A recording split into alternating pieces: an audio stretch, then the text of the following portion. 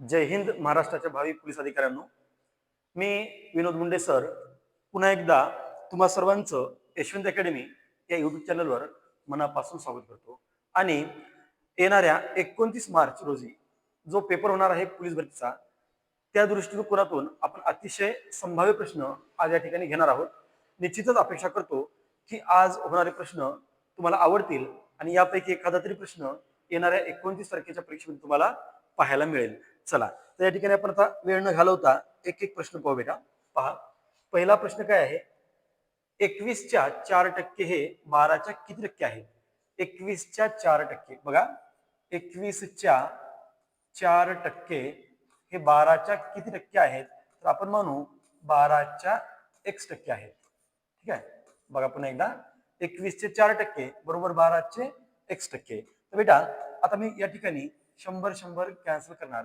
तू म्हणाल sir 100 cancel का? तर पहा, उजव्या बाजूकडे छेदामध्ये जो 100 आहे तो जर इकडे आला तर तो कुठे येईल बेटा? गुणाकारात येईल आणि या 100 सोबत तो 100 कॅन्सल होईल. मग इकडे घेऊन कॅन्सल करण्यापेक्षा आपण यांना इथंच कॅन्सल करू शकतो. ठीक आहे, चला मग आता या दोघांचा गुणाकार करा. 21 चौक 84 आणि बेटा या दोघांचा गुणाकार किती होईल रे? 12x. ओके, चला मग आता आपल्याला x ची किंमत मिळणार आहे. x बरोबर किती बेटा? हे 84 आणि गुणाकारात जे 12 आहेत ते जाणार आहेत छेदामध्ये आणि आपल्याला x ची किंमत मिळणार आहे 12×7=84 777, जे की पर्याय क्रमांक 3 मध्ये दिसते. म्हणजे 21च्या 4% हे 12च्या किती टक्के बरोबर आहेत? त्याचं उत्तर असायला पाहिजे 7% बरोबर आहेत.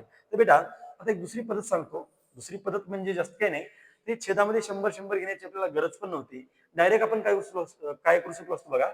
21च्या 4%, 21 गुणिले 4 हे 12च्या किती टक्के? डायरेक्ट छेदामध्ये किती घ्या? 12. 4×1=4, 4×3=12, पुन्हा 3×7=21 आणि 7×1=7. सरळ सरळ आपलं उत्तर किती मिळालं असतं? आपल्याला 7 मिळालं असतं. चला तर मग आता आपण नवीन प्रश्नाकडे वळूया. प्रश्न क्रमांक 2. ठीक आहे, आता प्रश्न क्रमांक 2 काय पहा. a+b² छेद a-b² बरोबर 243 छेद किती आहे? 75. तर a+b छेद a-b बरोबर किती? तर चला बेटा आता आपण आपल्या कामाला सुरुवात करूया. या ठिकाणी a+b चा काय आहे रे? वर्ग आणि या ठिकाणी आहे बेटा छेदामध्ये a-b चा वर्ग. ठीक आहे, आता या ठिकाणी जर आपण पाहिलं तर 243 आणि 75 या संख्या तर वर्ग संख्या नाहीत, पण वर्ग संख्येच्या पटीमधल्याच संख्या आहेत. चला मग आपण आता यांना संक्षिप्त करू. संक्षिप्त कसं करता येईल? 3×8=24, 3×8=24 आणि 3×1=3 आणि छेदामध्ये 3×2=6, 1 उरला, 3×5=15. बेटा आपल्याला मग आता काय मिळालं बघा. a+b चा वर्ग बरोबर 81 आणि a-b चा वर्ग बरोबर 25. आता मला सांगा, a+b चा वर्ग आहे त्याचं वर्गमूळ काय होईल रे? a+b आणि इकडं 81 चं वर्गमूळ किती होणार बेटा? 9. त्यानंतर छेदामध्ये a-b चा वर्ग आहे त्याचं वर्गमूळ होणार a-b आणि इकडे बेटा 25 चं वर्गमूळ किती होणार रे? इकडे 25 चं वर्गमूळ किती होणार? तर 5 होणार. आणि आपल्याला हेच तर विचारलं होतं की a+b आणि a-b यांचं गुणोत्तर काय असेल? a+b a-b बरोबर 9 जसे 5 किंवा त्याला म्हणू आपण 9×5. पर्याय क्रमांक 4 आहे. पुन्हा एकदा बघा, a+b चा वर्ग छेदामध्ये आहे a-b चा वर्ग बरोबर 243/75. आपण काय केलं? a+b चा वर्ग छेदामध्ये a-b चा वर्ग त्यांना संक्षिप्त केलं. कितीनं? 3 3×8=24, 3×1=3 आणि छेदामध्ये 3×2=6, 1 उरला, 3×5=15. मग आता a+b चा वर्ग बरोबर 81, तर a+b बरोबर 9. याचा वर्गमूळ a+b आणि 81 चा वर्गमूळ किती होणार? 9. आता a-b चा वर्ग बरोबर 25. a-b चा वर्ग त्याचं वर्गमूळ a-b आणि 25 चं वर्गमूळ किती येणार? 5. आपल्याला हेच तर विचारलं होतं की a+b छेद a-b बरोबर किती? तर उत्तर यायला पाहिजे 9/5. पर्याय क्रमांक 4 आहे. चला तर मग आता या ठिकाणी आपण पाहू प्रश्न क्रमांक 3. प्रश्न क्रमांक 3 काय बेटा? 999 गुणिले 108. आता तुम्ही म्हणाल सर हा साधा गुणाकार आहे. साधा आहे पण थोडासा तो मोठा गुणाकार आहे. अशा प्रकारचे प्रश्न आपल्याला दुसरी तिसरीला विचारतात. पण बेटा या ठिकाणी हा प्रश्न विचारण्याचा उद्देश त्याचा एकच आहे की आपण हा प्रश्न किती कमीत कमी वेळामध्ये सोडू शकतो. तर पहा, 999 गुणिले 108 करायचा आहे. म्हणजे याचा अर्थ काय रे? याचा अर्थ असा आहे की आपल्याला 108 ची 999 पट करायची आहे, बरोबर? मग 108 ची 999 पट करायची आहे. आपण पहिल्यांदा काय करू बेटा, 108 ची 1000 पट करू. मग 108 ची 1000 पट म्हणजे त्याच्या समोर किती शून्य वाढणार रे? 3. मग आपण 108 ची 1000 पट केली, पण आपल्याला विचारलं 999 पट. मग पुन्हा काय करा, याच्यातून एक पट मायनस करा. एक पट म्हणजे 108 मायनस करा. आता इथला एक इथं घ्या, इथला एक इथं घ्या, इथला एक इथं घ्या.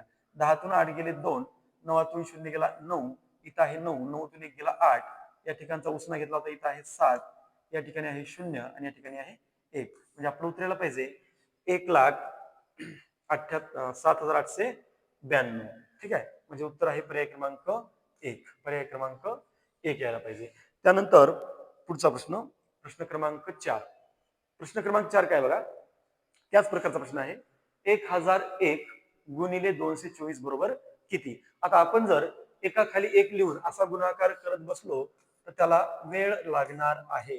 ठीक आहे, त्याच्यामुळं अशा प्रकारचे प्रश्न विचारण्याचा उद्देश काय असतो पहा, त्यांचा प्रेक्षकांचा उद्देश काय असतो. 1001 गुणिले 224 बरोबर किती विचारलं तर बेटा आपण आता काय करणार, आपल्याला 224 ची किती पट करायला सांगितले बेटा? 1001 पट करायला सांगितली. आपण पहिल्यांदा असं करू ना, या 224 ची आपण पहिल्यांदा बेटा 1000 पट करू. 1000 पट करायची म्हणजे किती शून्य वाढणार? 3 शून्य वाढणार. मग आपण केली 1000 पट, पण त्यांनी विचारलं होतं 1001 पट, म्हणजे आणखी एक पट बाकी आहे. 224 त्याच्यामध्ये पुन्हा आपण काय करून टाकू, प्लस करून टाकू. पहा, 4 2 2 4 2 2 2,24,224, 2,24,224 पर्याय क्रमांक 2 दिसतो. ठीक आहे, तर मग या प्रकारचे जर प्रश्न आले तर आपण असा विचार केला पाहिजे, म्हणजे आपलं कमीत कमी वेळामध्ये उत्तर सुटणार. ठीक आहे, चला नेक्स्ट क्वेश्चन पहा. प्रश्न क्रमांक 5. प्रश्न क्रमांक 5. आता 48.305 भागिले 36.305 बरोबर किती? तर बेटा या प्रश्नाचं उत्तर आपण दोन प्रकारे समजू शकतो. कसं, तर हे पूर्णांकयुक्त अपूर्णांक आहेत आणि या पूर्णांकयुक्त अपूर्णांकांचा आपल्याला करायचा आहे भागाकार. तर आपण या पूर्णांकयुक्त अपूर्णांकाला अंशाधिक अपूर्णांकामध्ये रूपांतर करून सुद्धा भागाकार करू शकतो. पण आपण या ठिकाणी एक आता लॉजिक लावू की काय करायचं. तर पहा, 48.305 मग मी काय लिहिणार, 48 पॉईंट. 48 पॉईंट. आता 48 ला पूर्णांकात लिहिलं 48.305 म्हणजे किती, तर बेटा 3 ला जर आपण 5 न भागलं तर उत्तर किती येणार आपलं 0.6. मग आपण जर 48 मध्ये 0.6 मिळवलं तर उत्तर येईल त्याचं 48.6. ठीक आहे, म्हणजे 48.305 म्हणजे 48.6 आणि छेदामध्ये आता 36 ला 36 लिहा पूर्णांकात, तिथं पॉईंट द्या आणि पुन्हा 305 म्हणजे इथं पण किती येणार, 6 येणार. आता अंशात आणि छेदात दशांश जर समान असतील तर भागाकाराचा नियम आहे ते कॅन्सल होतात, कॅन्सल होतात, कॅन्सल होतात. ठीक आहे, म्हणून आपण अंशामध्ये पण दशांश एक होतं, छेदामध्ये पण दशांश एकच होतं, आपण त्यांना काय केलं, कॅन्सल केलं. तर पहा आता काय होईल. आता वरची संख्या कोणती आहे बेटा, 486 आणि खाली आहे 366. यांना आपण 6 न भागू.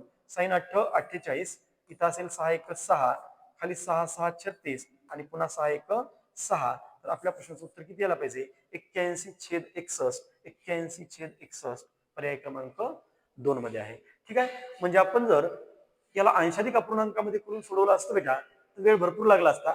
थोडंसं आपण या ठिकाणी लॉजिक लावलं पाहिजे की 48.305 म्हणजे 48.6 आणि 36.305 म्हणजे 36.6 दशांश समान झाले, कॅन्सल केले, संक्षिप्त केलं, बस आपलं उत्तर आपल्याला मिळालं 81/61. चला आता वळूया आपण प्रश्न क्रमांक 6 कडे. तर बघा, या ब्रॅकेटमध्ये आपल्याला द्विपदीला द्विपदीने गुणायचं आहे आणि या ब्रॅकेटमध्ये द्विपदीला द्विपदीने गुणायचं आहे आणि पुन्हा दोन ब्रॅकेटची काय आहे बेटा, वजाबाकी. तर आपण काय करू, पहिल्यांदा पहिल्यांदा या ब्रॅकेटनं आपण या ब्रॅकेटला गुणू आणि त्यानंतर पुन्हा या ब्रॅकेटनं आपण या ब्रॅकेटला गुणू. पण गुणताना काय करायचं पहा, पहिल्यांदा x ने या दोघांना गुणायचं, पुन्हा पॉझिटिव्ह 2 ने या दोघांना गुणायचं. पहा मग काय येईल, x न x ला गुणा अगोदर x चा काय होईल बेटा, वर्ग. x न x ला गुणलं x चा वर्ग, पुन्हा x न निगेटिव्ह 3 ला गुणलं निगेटिव्ह 3x झालं. आता त्याच्यानंतर या 2 न गुणायचं x ला, 2 न जर x ला गुणलं तर किती येईल बेटा, 2x. आणि त्याच्यानंतर 2 न जर निगेटिव्ह 3 ला गुणलं तर निगेटिव्ह बेत्रिक 6 ब्रॅकेट क्लोज करा. ठीक आहे, ब्रॅकेट क्लोज. आता मायनस, पुन्हा दुसऱ्या कंसामध्ये पण तेच करायचं, एक्स न या दोघांनाही अगोदर गुणा, एक्स न एक्स ला गुणलं एक्स स्क्वेअर एक्सचा वर्ग, पण एक्स न जर आपण 4 ला गुणलं तर पॉझिटिव्ह किती येईल 4x. पुन्हा आता एक्स न गुणलं, आता निगेटिव्ह 5 न गुणायचं, निगेटिव्ह 5 न एक्स ला गुणलं निगेटिव्ह किती येणार बेटा 5x, आणि निगेटिव्ह 5 न जर पॉझिटिव्ह 4 ला गुणलं तर निगेटिव्ह 4 आपण किती येणार 20 येणार. ठीक आहे. आता या ब्रॅकेट मधून आपल्याला हे ब्रॅकेट काय करायचं आहे वजा करायचं आहे. तर वजाबाकीचा नियम आहे दिलेल्या संख्येमध्ये पुढील संख्येची विरुद्ध संख्या मिळवतात. वजाबाकी करताना दिलेल्या संख्येमध्ये पुढील संख्येची विरुद्ध संख्या मिळवतात. आता बघा एक्सचा वर्ग -3x प्लस 2x मायनस 6. आता पुढच्या संख्येची विरुद्ध संख्या घ्यायची. पॉझिटिव्ह एक्सचा वर्ग आहे त्याला निगेटिव्ह एक्सचा वर्ग घ्या. त्यानंतर पॉझिटिव्ह 4x आहे त्याला निगेटिव्ह 4x घ्या. निगेटिव्ह 5x आहे त्याला पॉझिटिव्ह 5x घ्या. आणि निगेटिव्ह 20 आहे त्याला पॉझिटिव्ह किती घ्या 20 घ्या. चला आता काय काय कॅन्सल होते बघा. पॉझिटिव्ह एक्सचा वर्ग निगेटिव्ह एक्सचा वर्ग कॅन्सल.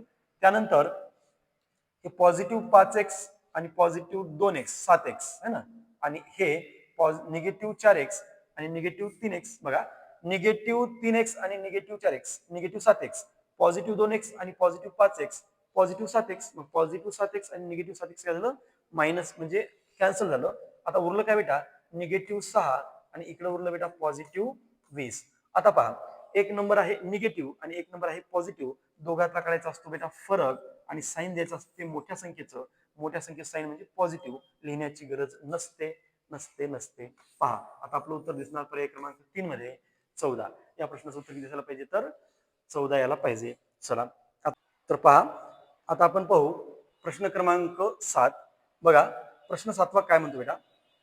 एका अर्धवर्तुळाकार चकतीची परिमिती 72 सेमी आहे तर त्या चकतीची त्रिज्या किती. आता चकती म्हणजे काय पाहू आपण. एका अर्धवर्तुळाकार चकतीची परिमिती 72 सेमी आहे तर त्या चकतीची त्रिज्या किती. तर पहा आता समजा या ठिकाणी हा एक लोखंडी पत्रा आहे आणि तो बरोबर आपण मधून कापला, मधून काय केला कापला, तर ही अर्धवर्तुळाकार काय झाली चकती तयार झाली चकती. ठीक आहे अर्धवर्तुळाकार चकती तयार झाली. आता मला सांगा या अर्धवर्तुळाकार चकतीच्या कडेची लांबी म्हणजेच या अर्धवर्तुळाकार चकतीची काय असेल बेटा परिमिती असेल. मग आता या अर्धवर्तुळाकार चकतीच्या परिमितीमध्ये काय काय समाविष्ट आहे तर त्या वर्तुळाची अर्धपरिमिती समाविष्ट आहे आणि पुन्हा प्लस व्यास समाविष्ट आहे. ठीक आहे आपण आता काय करू अर्धवर्तुळाकार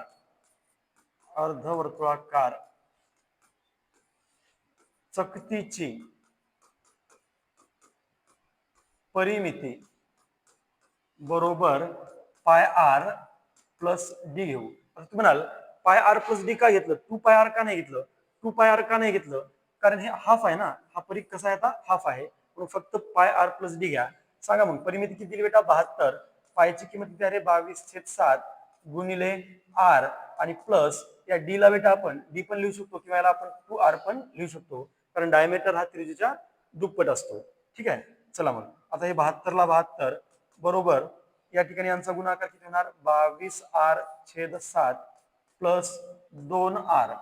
त्यानंतर 72 बरोबर इथं काही नाही म्हणजे एक आहे 22r न 1 ला गुणलं तर किती होणार 22r प्लस 7 दुनी 14r आणि छेदामध्ये बेटा 7 1 7. ठीक आहे त्यानंतर आता इकडे जाऊ आपण. इकडे किती आहे रे 72. आता इथं काय होणार 22r प्लस 14r बरोबर 36r छेदामध्ये किती आहे बेटा 7. आता r ची किंमत आपल्याला काढायची आहे. इकडे काय आहे 72 गुणिले छेदामधला 7 अंशात घ्या आणि अंशातला जो 36 आहे तो कुठे घ्या बेटा छेदामध्ये घ्या. आता काय होणार 36 दुनी 72 आणि बेटा या ठिकाणी r बरोबर 7 दुनी 14 सेमी 14 सेमी त्रिज्या मिळायला पाहिजे. पर्याय क्रमांक किती आहे 4. त्या अर्धवर्तुळाकार चकतीची त्रिज्या विचारली आणि आपलं उत्तर यायला पाहिजे 14. आता तुम्ही म्हणाल सर या प्रश्नाचं उत्तर काढण्यासाठी एखादी शॉर्टकट नाही का. तर आहे बेटा की पहिल्यांदा मी तुम्हाला पद्धत सांगितली की पद्धतीनं कसं सोडायचं. आता बघा शॉर्टकट. आता मला सांगा वर्तुळाचा परिघ आणि वर्तुळाचा व्यास यांचं गुणोत्तर काय असतं बेटा 22/7 बरोबर. वर्तुळाचा परिघ आणि वर्तुळाचा व्यास यांचं गुणोत्तर असते 22/7. पण आता हा जो परिघ आहे तो कशाचा आहे अर्धवर्तुळाकार. इथं आपण असं लिहू आता अर्धवर्तुळाचा परिघ अर्धवर्तुळाचा परिघ आणि पुन्हा काय बेटा व्यास यांचं गुणोत्तर कसं असेल रे 11:7 11:7 असेल. ठीक आहे, कारण परिघ आणि व्यासाचं गुणोत्तर 22:7 असते, पण अर्धवर्तुळाचा परिघ आणि व्यास यांचं गुणोत्तर किती असेल 11:7. चला मग आपण आता व्यास काढू, या अर्धवर्तुळाकार चकतीचा व्यास काढू. सांगा परिघाची अर्धपरिघाची आणि व्यासाची बेरीज किती आहे बेटा 72. त्यांच्या गुणोत्तराची बेरीज 11 आणि 7 किती होणार 18 आणि गुणिले व्यासाचं गुणोत्तर किती आहे बेटा 7. व्यासाचं गुणोत्तर आहे 7. या ठिकाणी 18 चोक 72 आणि सर या ठिकाणी आपल्याला व्यास मिळाला 7 चोक 28 सेमी. आपल्याला विचारलं होतं त्रिज्या किती बेटा, मग त्रिज्या ही व्यासाच्या कशी असते तर त्रिज्या ही व्यासाच्या निम्मी असते. आपल्याला व्यास मिळाला होता 28. 28 ला 2 न भागलं बेक बे बेचोक 8 बेटा आपल्याला किती मिळायला पाहिजे त्रिज्या 14 सेमी. ही आहे त्याची शॉर्टकट. ठीक आहे, चला आज जाऊ आपण प्रश्न क्रमांक 8 कडे. प्रश्न क्रमांक 8 पहा. प्रश्न 8वा. एका व्यक्तीने 12 लिटर दुधात 3 लिटर पाणी टाकले व दुसऱ्या व्यक्तीने 10 लिटर दुधामध्ये 4 लिटर पाणी टाकले तर दोन्ही मिश्रणामध्ये अनुक्रमे दुधाचं गुणोत्तर किती, आणि हे 4 पर्याय आपल्या समोर आहे. पहा, 2 व्यक्ती आहेत, व्यक्ती नंबर 1 आणि व्यक्ती नंबर 2. ठीक आहे, पहिल्या व्यक्तीने काय केलं, त्याच्याकडे 12 लिटर दूध आहे, त्या 12 लिटर मध्ये बेटा 3 लिटर पाणी टाकलं. चला मग पहिल्या व्यक्तीने काय केलं, 12 लिटर मध्ये 12 लिटर दुधामध्ये 3 लिटर पाणी टाकलं, म्हणजे एकूण मिश्रण किती झालं रे बेटा 15, आणि त्या 15 मध्ये दूध किती आहे रे 12. ठीक आहे, मग आता दुसरा व्यक्ती बघा, व्यक्ती नंबर 1 आणि व्यक्ती नंबर 2. दुसऱ्या व्यक्तीनं 12 लिटर मध्ये 3 लिटर पाणी टाकलं, म्हणजे एकूण मिश्रण किती झालं 15 आणि त्याच्यामध्ये दूध किती बेटा 12. आता दुसऱ्या व्यक्तीने काय केलं, दुसऱ्या व्यक्तीनं 10 लिटर दुधामध्ये 4 लिटर पाणी टाकलं, मग 10 लिटर दुधामध्ये 4 लिटर पाणी टाकलं म्हणजे किती झालं आता 14 आणि त्याच्यामध्ये दूध किती बेटा 10. आता यांना आपण संक्षिप्त करू, जसं 3 चोक 12 3 5 15, त्यानंतर 2 पंचे 10 आणि छेदामध्ये आहे 2 7 14. आता अनुक्रमे दोन्ही मिश्रणामध्ये अनुक्रमे दुधाचं गुणोत्तर आपल्याला अपूर्णांकात मिळालं, पण आपल्याला ते पूर्णांकामध्ये ऑप्शन दिले आहेत. मग काय करा, 5 आणि 7 चा लसावी काढा. 5 व 7 चा लसावी काढा बेटा. किती येतो 5 आणि 7 या क्रमवार विषम संख्या आहेत, त्यांचा लसावी हा त्यांच्या गुणाकारा इतकाच येईल, किती 35. मग काय करायचं, आता या ठिकाणी 4/5 ला हे किती गुणायचं 4/5 ला सुद्धा 35 नच गुणा, आणि त्याच्यानंतर 5/7 ला सुद्धा 35 नेच गुणा. आता याला करा संक्षिप्त, काय होईल पहा. 5 7 35, इथं आहे 7 5 35, हे 7 चोक 28 आणि इकडं आहे 5 5 25. आपलं उत्तर यायला पाहिजे 28 जसे 25. 28 जसे 25 पर्याय क्रमांक 3 असेल. ठीक आहे, पर्याय क्रमांक 3. त्यानंतर पाहू आपण प्रश्न क्रमांक 9. एका वर्गातील सर्व मुलांचे सरासरी वय 22 वर्ष आहे. एका वर्गातील सर्व मुलांचे वय 22 वर्ष आहे, त्यातील 20 मुलांचे सरासरी वय 25 वर्ष आहे व उर्वरित मुलांचे सरासरी वय 18 वर्ष आहे. त्या वर्गामध्ये एकूण मुले किती.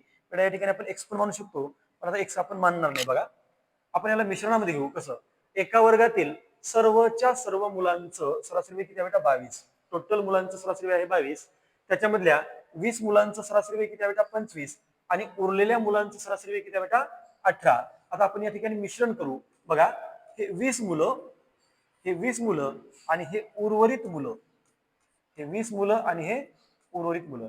मला सांगा 20 मुलांच्या वयाची सरासरी किती आहे. 20 मुलांच्या वयाची सरासरी आहे बेटा 25 आणि त्याच्यानंतर उर्वरित मुलांच्या वयाची सरासरी किती आहे रे 18. बरोबर, 20 मुलांच्या वयाची सरासरी आहे 25 आणि उर्वरित मुलांच्या वयाची सरासरी 18 आणि सगळ्यांच्या वयाची सरासरी किती आहे रे 22. सगळ्यांच्या वयाची सरासरी किती आहे 22. आता आपण काय करू बेटा, या ठिकाणी तिरकस वजाबाकी करा. 22 मधून 18 गेले किती उरले 4 आणि त्यानंतर 25 आणि 22 मधला फरक आहे बेटा 3. आता हे 4-3 प्रमाण कशाचं आहे, तर ज्या मुलांचं सरासरी वय 25 आहे त्यांच्या संख्येचं गुणोत्तर 4 आहे आणि ज्या उर्वरित मुलांचं सरासरी वय 18 आहे त्यांच्या संख्येचं गुणोत्तर किती आहे बेटा 3 आहे. मला सांगा, सरासरी वय 25 असणाऱ्या मुलांचं सरासरी 25 असणाऱ्या मुलांचं जे संख्या आहे त्याचं गुणोत्तर 4 आहे आणि प्रत्यक्षात ते मुलं किती बेटा 20 आहेत. ज्याची सरासरी 25 आहे वयाची अशा मुलांच्या संख्येचं गुणोत्तर 4 आहे आणि प्रत्यक्षात मुलं किती आहेत बेटा 20. आता मग या ठिकाणी आपण काय करू, 4 म्हणजे 20, 4 म्हणजे 20. आपल्याला विचारलं वर्गात एकूण मुले किती, एकूण म्हणजे या दोघांची बेरीज 4 आणि 3 7. 4 म्हणजे 20 तर 7 म्हणजे किती, 7 गुणिले 20 भागिले 4 करा, 4 पंचे 20 आणि 7 5 35. त्या वर्गामध्ये एकूण विद्यार्थी असायला पाहिजे, ते सूत्र आहे पर्याय क्रमांक 2, 35 विद्यार्थी या ठिकाणी असायला पाहिजे. ठीक आहे, चला प्रश्न क्रमांक 10. प्रश्न क्रमांक 10 तर बघा, वर्गमुळामध्ये 82-1 आणि वर्गमुळामध्ये 82+1 यांचा भूमिती मध्य काढा. आता उदाहरण मी तुम्हाला सांगतो, 9 आणि 4 यांचा भूमिती मध्य काढा. जर आपल्याला विचारलं 9 आणि 4 यांचा भूमिती मध्य काढा, तर 9चा आणि 4चा भूमिती मध्य आपण काय मानू, x मानू. बेटा आता भूमिती मध्य म्हणजेच काय, तर 3 संख्या प्रमाणामध्ये असणे. तर 9 आणि 4 यांचा भूमितीमध्ये किती, तर आपण तो x मानला. आणि आता 3 संख्या जर प्रमाणामध्ये असतील तर मध्यपदाचा वर्ग आणि अंत्यपदाचा गुणाकार इक्वल असतो. बघा, मध्यपदाचा वर्ग म्हणजे x चा वर्ग आणि अंत्यपदाचा गुणाकार म्हणजे 9 चोक 36 हे इक्वल असते. x चा वर्ग बरोबर 36 तर x बरोबर किती बेटा 6. x चा वर्ग त्याचं वर्गमूळ x आणि 36 वर्गमूळ किती आलं 6. मग आता या ठिकाणी भूमितीमध्ये किती मिळाला, 9 आणि 4चा भूमितीमध्ये मिळाला 6. मग आता भूमितीमध्ये म्हणजे काय, तर आता भूमितीमध्ये म्हणजे काय बघा,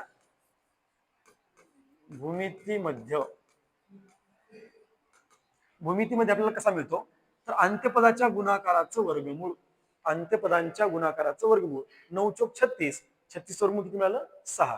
मग आता आपल्याला काय विचारलं की आपल्याकडे 2 अंत्यपद दिली, हे एक अंत्यपद आहे आणि हे एक अंत्यपद आहे आणि यांचा भूमितीमध्ये विचारला. भूमितीमध्ये करताना काय करतात, तर वर्गमुळामध्ये अंत्यपदांचा गुणाकार घेतात. चला मग आता पहिल्यांदा काय येईल, अंत्यपदांचा गुणाकार म्हणजे वर्गमुळामध्ये 82 - 1, वर्गमुळामध्ये 82 - 1 आणि दुसऱ्या ब्रॅकेटमध्ये वर्गमुळामध्ये 82, वर्गमुळामध्ये किती आहे 82 आणि या ठिकाणी किती घ्या +1. चला आता एक विस्तार सूत्र तुम्हाला आठवत असेल, कंसामध्ये a - b आणि कंसामध्ये a+b असेल बेटा, तर काय होते रे, a चा वर्ग मायनस b चा वर्ग. ठीक आहे, a चा वर्ग मायनस b चा वर्ग होते. चला मग आता आपण या ठिकाणी एका कंसामध्ये काय आहे, वर्गमुळामध्ये 82 - 1 आणि एका वर्गमुळामध्ये आहे एका कंसामध्ये आहे वर्गमुळात 82+1 म्हणजे a - b आणि a+b आहे.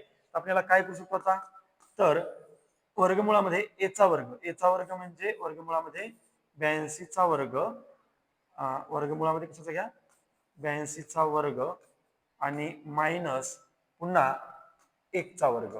चला 82 वर्गमुळात 82 चा वर्ग आहे, वर्गमूळ कॅन्सल होणार, या ठिकाणी राहणार 82 आणि मायनस 1 चा वर्ग बेटा 1 येईल आणि 82 मधून 1 मायनस करा 81 आणि 81 चा वर्गमूळ किती रे 9 येईल.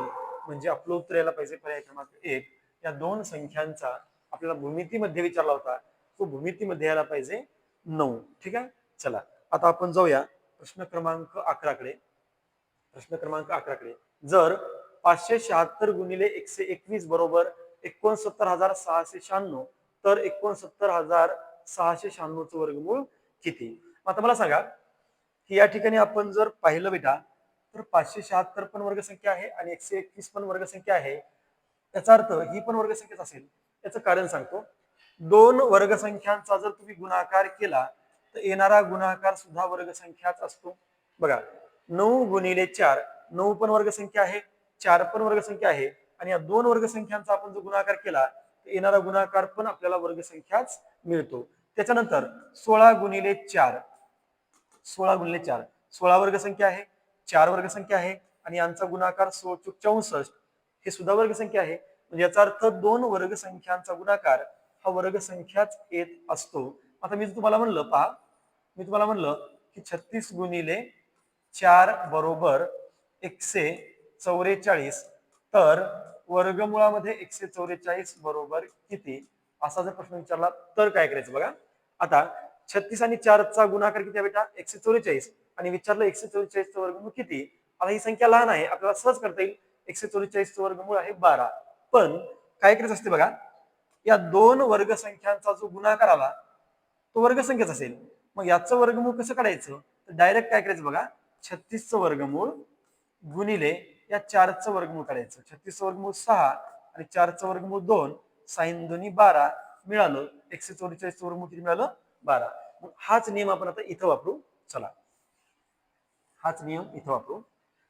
576 गुणिले 121 या दोन कशा संख्या आहेत, वर्गसंख्या आहेत, आणि त्यांचा हा गुणाकार आहे, म्हणजे ही सुद्धा वर्गसंख्या असेल. आणि याचा आपल्याला काय विचारलं बेटा, वर्गमूळ. मग आता आपण त्या संख्येचं वर्गमूळ काढतच नाही, आपण काय करू, डायरेक्ट वर्गमुळामध्ये 576चं वर्गमूळ आणि गुणिले दुसऱ्या वर्गमुळामध्ये 121चं वर्गमूळ. संख्या छोट्या छोट्या आहेत, वर्गमूळ करणं सोपं जाईल.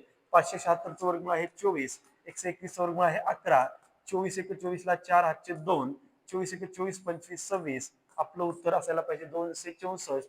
पर्याय क्रमांक 2. ठीक आहे, पर्याय क्रमांक 2.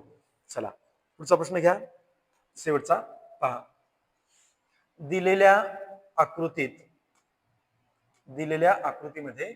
a मायनस बी बरोबर 60 अंश, तर a बरोबर किती पहा.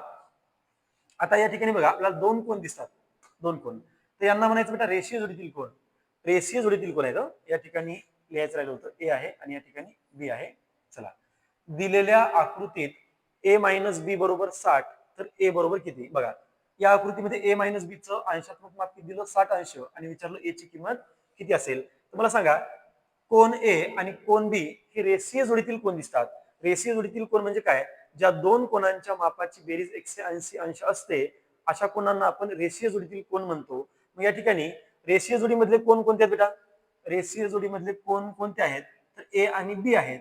मग ए आणि बी मधला फरक किती दिला रे, ए आणि बी मधला फरक दिला 60 अंश, आणि ए प्लस बी ची बेरीज किती असेल, तर 180 अंश. तुम्ही म्हणाल सर 180 कुठून आलं, तर बेटा ए आणि बी हे रेषीय जोडीतील कोण आहेत, आणि रेषीय जोडीतील कोणांची बेरीज 180 अंश असते. मग ए प्लस बी चं माप असेल 180, आणि ए मायनस बी तर आपल्याला प्रश्नामध्येच दिलेलं आहे. आपल्याला माहित आहे की दोन संख्यांमधला फरक दिला असेल आणि दोन संख्यांची जर बेरीज दिली असेल, त्यातली मोठी संख्या कशी काढायची आणि लहान संख्या कशी काढायची. मला सांगा, आता ए चं माप मोठं आहे का बी चं, तर ए चं माप मोठं आहे, तर आपण ए ची किंमत काढू. काय करणार, जर मोठी संख्या काढायची असेल तर या दोघांची काय करतात बेरीज, 180 अधिक 60 भागिले किती बेटा 2.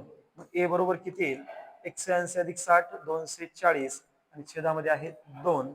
ए बरोबर बे एक बे बे दोन्ही 4 आणि 0. ए चं माप किती मिळालं, 120 मिळालं सर. पर्याय क्रमांक 1. आता तुम्ही म्हणाल सर बी चं माप किती, पहा ए चं माप किती मिळालं 120, आणि मी आता सांगितलं होतं हे रेषीय जोडीतील कोण आहेत, आणि रेषीय जोडीतील कोणांच्या मापाची बेरीज 180 अंश असते. 180 मधून 120 गेले तर बेटा बी चं माप किती झालं पाहिजे रे, 60. जर विचारलं असतं बी ची किंमत किती, तर 60 आलं असतं, पण विचारलं ए ची किंमत किती, आपलं उत्तर असायला पाहिजे 120. तर विद्यार्थी मित्रांनो, आमचा हा आजचा व्हिडिओ आपल्याला आवडला असेल अशी अपेक्षा करतो, आणि या ठिकाणी मी माझी रजा घेतो. तोपर्यंत जय हिंद, जय महाराष्ट्र.